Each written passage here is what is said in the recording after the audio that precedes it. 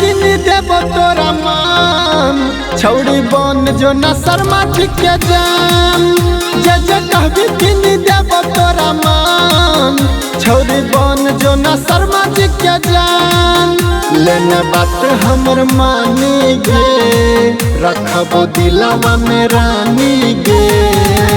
बन जतो तोरा सगरो पहचान छौड़ी बन जो न शर्मा के जान जे कहबी तोरा किन देबलान छौड़ी बन जो न शर्मा के जान बन जो न शर्मा के जान शर्मा के बन जो न शर्मा के जान कातिल नयन छौके कोमल कलैया लागोने नजर को नया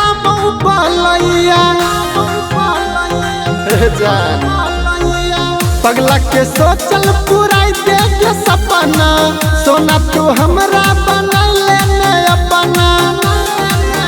तोरा रूपवा के जोड़ा के जान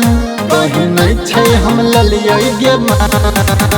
कहीं मिला तो नहीं ऐसन खानदान छौड़ी बन जो न शर्मा के जान जे कहबी किन देव तोरा मान छौड़ी बन जो न शर्मा के जान बन जो न शर्मा के जान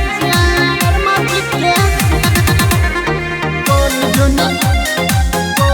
न आर्यन रिकॉर्डिंग स्टूडियो बसरहा खरवा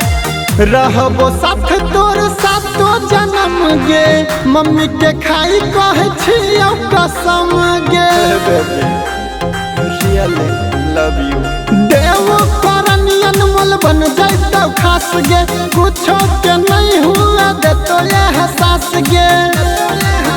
छियौ असल दीवाना गे तोर कपूर उठबो ने मुहबा के मोर कहो कृष्णा के बढ़ जाइतो शान बन के देखे न तू शर्मा के जान